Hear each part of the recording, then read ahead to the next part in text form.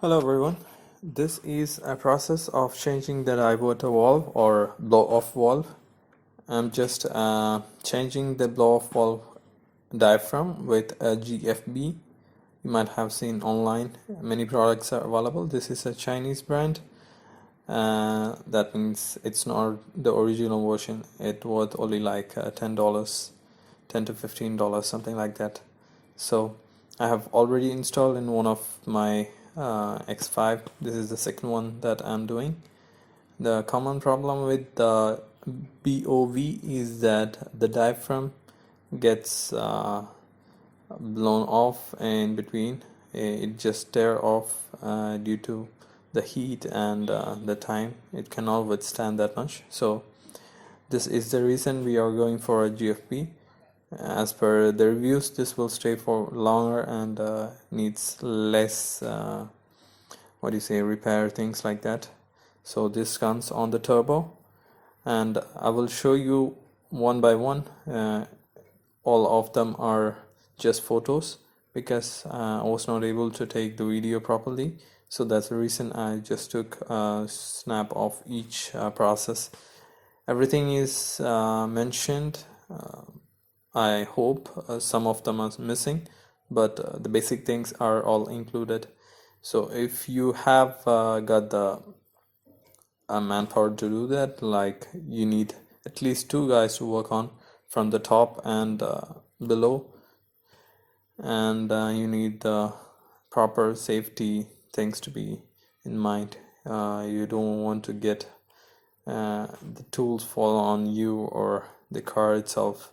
So be careful while doing this, and you have to be patient, and you have to be tough on each things. Don't just let off things. Just do step by step, and don't do whatever is not mentioned in this one, because if you pull over any of the hoses, you will find it difficult to put it back. So I'm just removing one of the hose, which is on the water pump. I'll show it later. So if you're ready to do this patiently, and if you have got at least two guys to help you, then only start doing this. Otherwise, just give it to a repair shop. So I will start from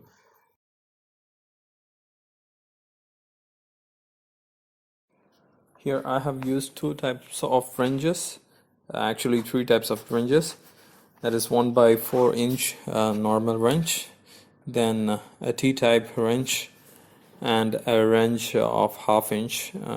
So the first wrench we needed for the water pump to be taken out. It's having 12 mm Torx, female type. Then we need a a flexible connector. From various locations we need a flexible connector, otherwise we cannot take the water pump out, because from the top there is very less space to try to loosen it. So you need it. If you don't have it, you have to buy it before you start the work. Then 13 mm box socket is for just taking out the bolts from top of the body, just above the fan. Then the T-type wrench is used to take the off valve. There are three hex bolts on it. The size is 5, so you need it. Then 6 mm box socket is to release the water coolant hose. Just one hose has to be removed, that is coming from the engine directly to the water cooler pump. Then 1/2 inch wrench is used for 16 mm box spanner. It's just one time use. It's not a big problem. If you have a spanner, you can do the work.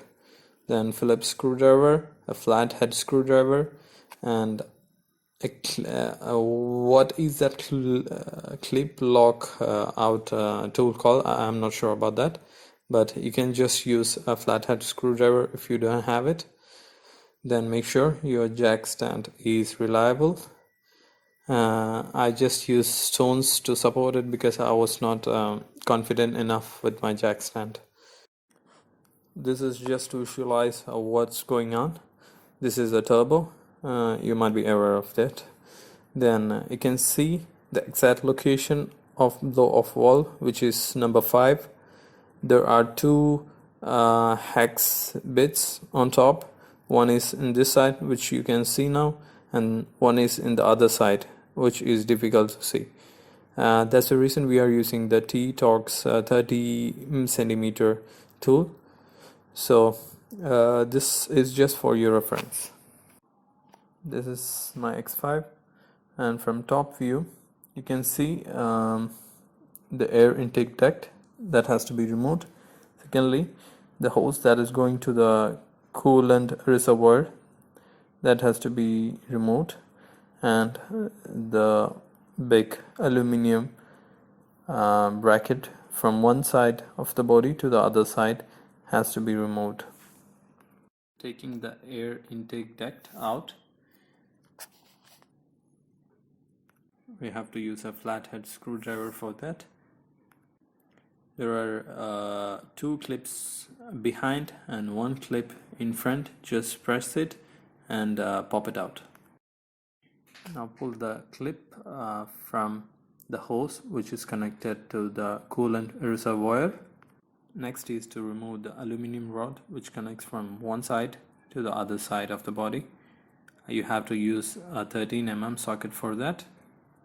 Also make sure when you take it out there are lines going to the bonnet, and also the AC hoses are going from it. There are grooves for that, so just remove it carefully and take it out. Now I have to remove the electrical connection that is going to the radiator fan.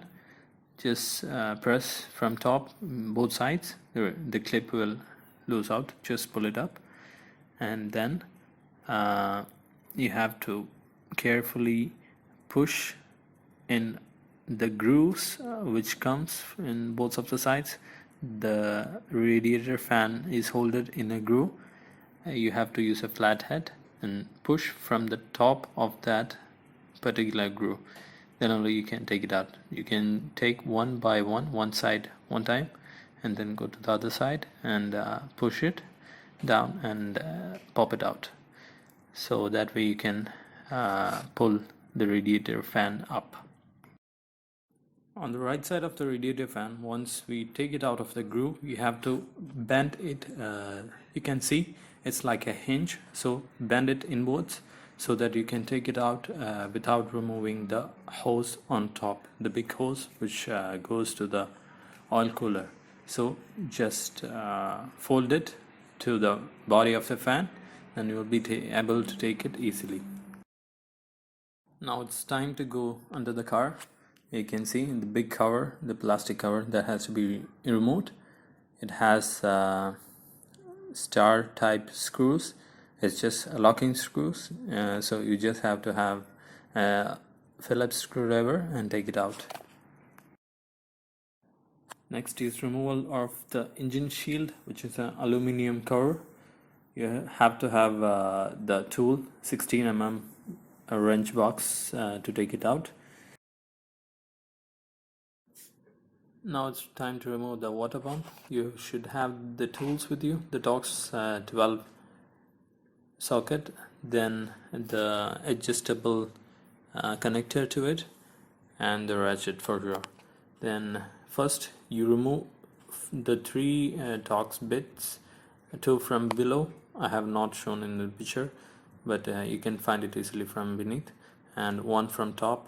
I have attached the picture in it. You can just see it and remove it by just finding out with your fingers from top. From beneath it will be very difficult to have a look on it, so just try from top. It will be easy using the small wrench. Now disconnect the connector, electrical connector, which goes to the thermostat from below, and the water hose that connects from the aluminum hose to the water pump, which is just about the U hose, which you can see from below. It's difficult to reach there, so use a 6 mm bolt 6 mm socket to loosen it with adjustable wrench. We are removing just a single hose because we need to have space there. This hose will not allow the water pump to move further, so that's the reason we are disconnecting this one. So after disconnecting, we will just pull it to the front part and move it aside a little bit. We just need space for the ratchet to go in. Now we are ready to remove the diverter. So now someone has to lay down and be ready to take the hex bit to the correct position, and the other guy has to put the wrench from the top. As I have shown in the video, you have to go through this path to reach to the hex bits.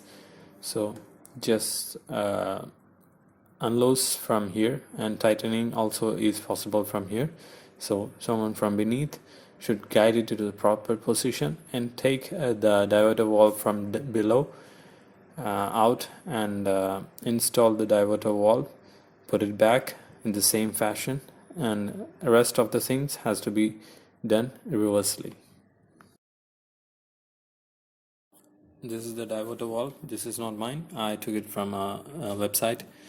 I forgot to take the photo actually. That's the reason I had to download it from a website. And the GFB also I forgot to take the picture, so I downloaded it from the website.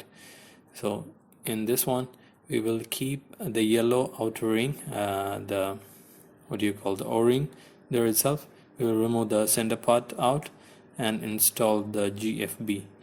So once we install it on the diverter valve, we will put the diverter valve back and make all the electrical connection back, and the hex bolt will be bolted back. New 3 hex bolts will be coming with the box of GFB, so you don't have to worry about the old one. In case you need, you can just keep it safe. Later on, if you wish to put it back, you can put it back, but you don't have to worry about that. Alright, anyways, thanks for watching the video. If it helps someone, just hit a like. Have a good day.